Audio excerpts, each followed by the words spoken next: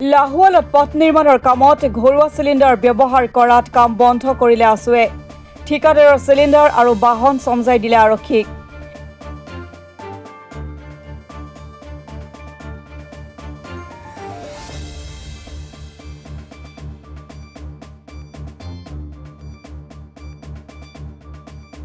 ডিব্ৰুগড় জিলাৰ লাহোৱালত আছু আৰু নীতি বহিভূতভাৱে কাম কৰা ঠিকাদাৰৰ মাজত সংঘাত ঘটনা অনুসৰি নিজ লাহোৱালত গড়কাপ্তানি পথৰ কাম কৰিছিল এজন ঠিকাদাৰ কৰ্মচাৰীৰ দলে কিন্তু পথৰ মাৰ্কিং কাম কৰি থকা অৱস্থাত ঘৰুৱা চিলিণ্ডাৰ ব্যৱহাৰ কৰাৰ প্ৰত্যক্ষ কৰাত লাহোৱাল আছুৰ বিষয়ববীয়াসকলে বাধা আৰোপ কৰে ইয়াৰ পাছতে ঠিকাদাৰে আছু কৰ্মীক ভয় ভাবুকি প্ৰদান কৰাৰ অভিযোগ উত্থাপিত কৰিছে এনে পৰিস্থিতি সৃষ্টি হোৱাত লাহোৱাল আছুৱে কামত নিয়োজিত বাহন চিলিণ্ডাৰ সকলো জব্দ কৰি লাহোৱাল আৰক্ষীক সমজাই দিয়ে এই ঘটনাৰ তদন্ত নোহোৱা পৰ্যন্ত কাম কৰিবলৈ নিদিয়াৰ হুংকাৰ লাহোৱাল আছুৰ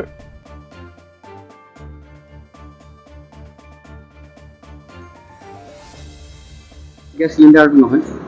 এটা মানুহৰ ঘৰত ব্যৱহাৰ কৰা এইটো হয় মানুহৰ ঘৰত ব্যৱহাৰ কৰা এই সিলিন্ডাৰটো তাত লগাইছে কামত লগাই কিমান দিনৰ পৰা লগাই আছে মইতো নতুন আহিছোঁ মোৰ বেমাৰ হৈছে অহা বেয়া মাহত আপুনি এই সিলিন্ডাৰটো আমাৰ ইয়াত 5 দিন 4 দিন হৈছে আজি লগত কামত 4 দিন আপোনালোকে এই সিলিন্ডাৰ বৰ্তমান এণ্টাৰ চলাই কোন মালিক ৰাজীৱ আসলে খুব পৰিতাপৰ বিষয় মই ৰাতিপুৱা 9:30 মান বজাত মই ঘৰৰ পৰা ওলাই আহিছোঁ ওলাই দেখিছোঁ যে এখন গাড়ী আহি তাতে আমাৰ ঘৰৰ ফ্ৰণ্টতে কাম কিছুমান কৰি আছে আসলে তেখেতলোকে মই সুধিলোঁ তেখেতলোকে আপোনালোকে কি কাম কৰিছে তো তেখেতলোকে কৈছে যে আমি ইয়াতে মাৰ্কিঙৰ কিবা কাম কৰি আছোঁ বুলি কৈছে যে ৰাস্তাটো মাৰ্কিঙৰ কাম কৰি আছে ঠিক আছে কাম কৰাৰ আমাৰ একো আপত্তি নাই তেখেতে কাম কৰি আছে তাতে মই সুধিলোঁ যে আপোনালোকে যে যে চিলিণ্ডাৰটো ব্যৱহাৰ কৰি আছে এইটো আপোনালোকৰ কি কিবা চৰকাৰৰ ফালৰ পৰা কৰিব কৈছে নে কেনেকুৱা ধৰণৰ কি ক'লে যে তেখেতলোকে কৈছে যে এইটো আমি নৰ্মেল আমি এইটো ইউজ কৰোঁৱে মানে এইটো আমি নৰ্মেল আমি য'ত কাম কৰিছোঁ আমি এইটো চিলিণ্ডাৰ ইউজ কৰোঁ বেলেগ আমি চিলিণ্ডাৰ এনেকৈ ইউজ কৰি নাই কৰা মানে যিহেতু এইটো সস্তাত হৈ যায় বুলি কৈছে ঠিক আছে সেইটো মোক ক'বলগীয়া তাৰপিছত মই ক'লোঁ যে মালিকক ফোন লগাওক তাৰপিছত মালিকে তাৰপিছত মই ক'লোঁ আপোনালোকে কামটো অকণমান ৰখাই দিয়ক মালিকৰ ফোন আমি কথা পাতি লওঁ তাৰ মালিকক ফোন কৰিলোঁ তাৰ মালিকে ক'লে তুমি তেখেতে কৈছে যে তুমি কাম ৰখাও তুমি কোন হয় কৈছে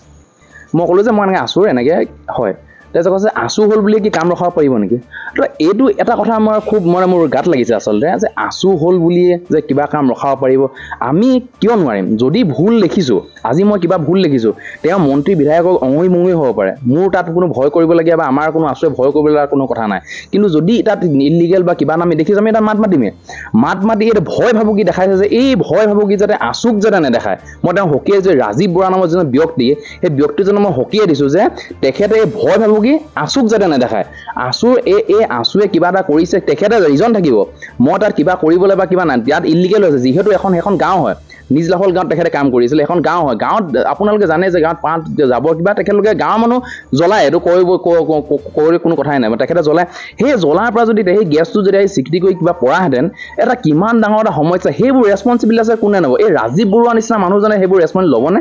যিজন মানুহে মোক উল্টাই দম দিছে যে তুমি আছু হ'ল বুলিয়ে কি কাম ৰখাবা নেকি তোমাৰ ইয়াত ক'বলৈ কি যদি কিবা ক'ব অফিচ আমি কি অফিচত ক'ম তেখেতে কৈছে আমাৰ অফিচৰ পৰা অৰ্ডাৰ দিছে আৰু এটা কথা খুব পৰিতাপৰ বিষয় অফিচৰ কোনোবা এজনে ফোন কৰিছে তেখেতলোকে কৈছে কিবা যদি আছে আপোনালোকে আহি কমপ্লেইন দিয়ক আৰে কমপ্লেইন দিয়ক কিবা তেখেতলোকে ইঞ্জিনিয়াৰ যিজন হয় তেখেতে ইলিগেল গোটেই বস্তুটো আচলতে ইলিগেলটো এটা বেলেগ ধৰণৰ পৰ্যায়ত হৈ আছে এই ঠিকাদাৰ লেভেলত বা এনেকুৱা লেভেলত নাই ইঞ্জিনিয়াৰ লেভেললৈকে এইটো ইলিগেল হৈ আছে আমি ইয়াৰ চক্ৰ বিষয়াকো জনাই অনুৰোধ কৰিছোঁ যে এনেকুৱাবোৰৰ যি ক্ষেত্ৰত আপোনালোকে মাত মাতিব লাগিব আপোনালোকে যদি মন্ত্ৰী MLA যদি ভয়ত যদি আমি গম পাইছোঁ যে বিভিন্ন মন্ত্ৰী MLA ফোন আহিছে কিবা কৰিছে বোলে হ'ব বোলে গেছটো চেঞ্জ কৰিব কিনো ডাঙৰ কথা আৰে কি ডাঙৰ কথা কিয় ডাঙৰ কথা নহয় বাৰু এইটো মই চাবলৈ গ'লে এটা চিলিণ্ডাৰ যদি জুই লাগিছে যদি কেনেবাকৈ জুই লাগিছে সেই গাঁও অঞ্চলত খাটি খোৱা মানুহখিনিয়ে তেখেতে ৰেছপনচিবিলিটি কোনে ল'ব আচলতে তেখেতে কাম কৰি মেলি ওলাই যাব কিন্তু তেখেতৰ টোটেলি ৰেছপনচিবিলিটি কোনে ল'ব আৰু আমি এই 2-3 দিনৰ আগৰ কথা আমি দেখিছোঁ এয়াৰপৰ্টৰ এনেকুৱা ধৰণৰ কাণ্ড হৈ গৈছে আমি এইবোৰ ক্ষেত্ৰত আমি চক্ৰ বিষয়ে অনুৰোধ জনাইছোঁ যে এনেকুৱাবোৰ ক্ষেত্ৰত যদি আমি মাত নামাতি কোনে মাত মাতিব আৰু যদি মাত মানে আমাক কিন্তু দমন কৰিবলৈ চেষ্টা নকৰিব এইটো আমি একদম সকীয়াই দিছোঁ আছুৰ পৰা আমাক যে দমন কৰিবলৈ চেষ্টা নকৰিব আৰু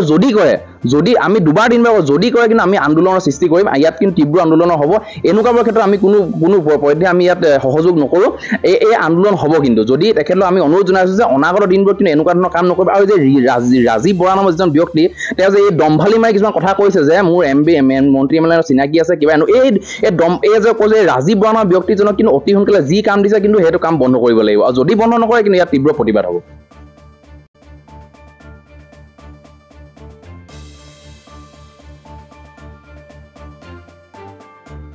চাবুৱাৰ পৰা ৰন্দীপ চুৰীৰ ৰিপৰ্ট অসম টুডে।